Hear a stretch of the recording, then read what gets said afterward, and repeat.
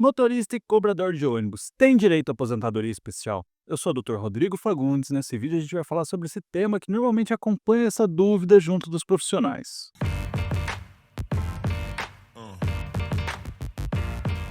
Para quem é motorista ou cobrador de ônibus, provavelmente conhece alguém que já se aposentou com aposentadoria especial. Provavelmente ficou essa dúvida se você não sabe o que é essa aposentadoria especial e por quais motivos ela é diferente das demais, ou seja, quais as diferenças que tem para quem trabalha em ônibus, principalmente. Essa qualidade especial, essa diferenciação especial que dá uma aposentadoria mais cedo, antecipada, em alguns casos até com valor maior, dependendo da regra ou quando você entrou com o seu pedido. Como, por exemplo, para quem fez antes da reforma, tinha sim regras diferentes e se excluía o fator previdenciário, que leva um valor bem mais alto em média para aposentadorias de quem é mais novo. Primeiro ponto que vale a gente falar é que a aposentadoria especial ela é diferenciada para aquelas pessoas que trabalham em atividades insalubres, perigosas ou penosas, isso conforme o texto da lei, ou seja, o que é isso na prática? Para quem coloca em risco a sua saúde ou integridade física, que basicamente é ter agentes nocivos, alguma coisa que te causa dano à sua saúde ao longo do tempo.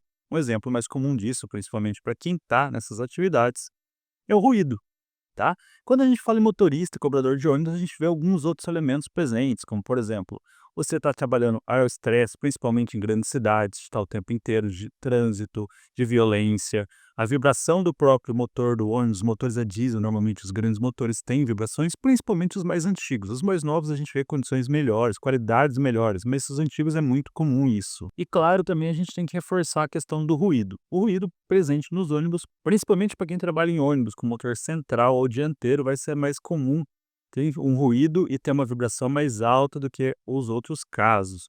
E principalmente quem trabalha com ônibus há muitos anos já sabe que isso, os ônibus mais antigos não tinham tanto essa preocupação. Os mais novos, vamos colocar uns 10, 15 anos para trás, alguns modelos, algumas marcas até menos, eles vêm com uma preocupação maior na qualidade da pessoa. Lógico que também depende da condição do ônibus. A gente falando isso no transporte metropolitano, ele tem boas partes das regras que limitam a idade dos ônibus. Mas depende da cidade. Não é raro você encontrar um ônibus mais antigo que a pessoa trabalhava, que tinha um ruído bem acima, que era bem complicado de conversar dentro do ônibus, por exemplo, de ter principalmente o motorista ali e o cobrador ficam mais nas posições dianteiras, mais próximos ao motor efetivamente. Alguns casos também a gente vê na justiça falando sobre penosidade. O que é penosidade no caso de motorista e cobrador? Principalmente no caso dos motoristas aqui. É você trabalhar o dia inteiro na mesma função, fazendo movimentos repetitivos. Tem algumas decisões na justiça que começam a entender isso como penosidade. Não vou entrar em detalhes, mas a gente tem um gancho aqui que é o seguinte: não existe uma definição legal de penosidade. Alguns juízes começaram a interpretar isso, que é você passar o dia inteiro na mesma função, sobre estresse, sobre barulho, sobre ruído, sobre vibração, e fazendo movimentos repetitivos ali, fora o risco de assalto e acidente no trânsito, você pode ser considerado uma atividade penosa. Então, existem algumas decisões que estão fundamentando isso. Não é regra, mas existe sim essa possibilidade. Dito isso, vamos para o próximo passo. Juntando os pontos, basicamente, a gente tem de um lado a pessoa trabalhando num ambiente que seja nocivo à saúde, que tem vários riscos, vários agentes ali que contribuem para o seu risco, à sua saúde e vão causando dano, como por exemplo, você faz uma audiometria, acompanha a audiometria ao longo dos anos e é normal, de certa maneira, a gente ver, é comum da gente ver o pessoal perdendo a audição, por exemplo, ao longo dos anos, por conta dos barulhos de trânsito e tudo mais. Do outro lado, você tem uma aposentadoria especial, que é basicamente o quê? Trazer essa proteção ao trabalhador. Então, o que a lei, de uma forma bem simplista, ela traz é se eu tenho uma pessoa que trabalha numa atividade de risco, eu preciso dessa pessoa trabalhando, fazendo dessa forma, não tem outra condição, então a gente tira ela mais cedo do mercado de trabalho, que seria para isso a aposentadoria especial. Agora, falando em regras, aqui como que funciona? Antes da reforma da Previdência, a gente tinha uma regra bem unificada, que era o quê? Você precisava de 25 anos, pelo menos, de tempo de contribuição ali para fazer a sua aposentadoria. Ou seja, fechando os requisitos legais, fechando o tempo ali, indiferente da idade que você tinha a regra ao direito à aposentadoria. Com isso, mudamos na regra de 2019, que é a famosa reforma da Previdência. Em novembro de 2019, basicamente ela mudou. Agora exigindo sim uma atividade mínima, mas mantendo reduzido, 5 anos pelo menos, o tempo de trabalho necessário, e também com algumas regras e diferenças de cálculo, que não é assunto para esse vídeo específico. Beleza, mas como que eu comprovo essa atividade para fim de uma aposentadoria, por exemplo? Para fim de sua aposentadoria, você vai ter que buscar algumas informações. O mais comum delas é os dois laudos principais. É o LTCAT, que é o laudo técnico de condições ambientais do trabalho, e o PPP, perfil profissiográfico previdenciário, que basicamente é o quê? Os dois laudos que falam, um primeiro, o LTCAT do seu ambiente de trabalho, no caso seria o ônibus, que dá um pouquinho mais de complicação, porque é diferente na empresa, por exemplo. E o PPP, que é referente ao profissional, a função que ele exercia. Aqui a gente vai encontrar mais diferenças entre motorista e cobrador no sentido de quê? De qual função exercia. Claro, você vai me falar, tem algumas cidades que o próprio motorista cobra em casos excepcionais, ou é cartão, ou é o tubo que vai entrar, você vai passar por lá e não vai precisar ter contato com dinheiro, mas em alguns casos ainda existe, então só para fazer essa ressalva. E dependendo também dos modelos de ônibus, tem cidades que trabalham com ônibus maiores e menores, estando alguns modelos cobrador ou não. Voltando aos documentos, você vai precisar também da comprovação de sua carteira de trabalho, ou, que é o mais comum, em alguns casos pode ser o autônomo, tem regras específicas, mas pode ser quem trabalha por conta, pode ser enquadrado aqui também. Dito isso, o que vai precisar? Juntar esse laudo e que ele seja favorável. Daí você me pergunta, é normal ser favorável ao laudo? Nem sempre. Muitas vezes as empresas mudam esse laudo ou fazem medição no ônibus está em melhor condição que não reflete a qualidade. Você sabe que tem uma frota grande, ele tem uma variação. Vai ter ônibus que estão em melhor estado e ônibus que estão em pior estado, vamos dizer assim, um estado de conservação pior. Porém, dito isso, a gente pode fazer, inclusive, identifique os ônibus que você anda, que você está sempre frequentando, e principalmente casos passados, que é o mais comum.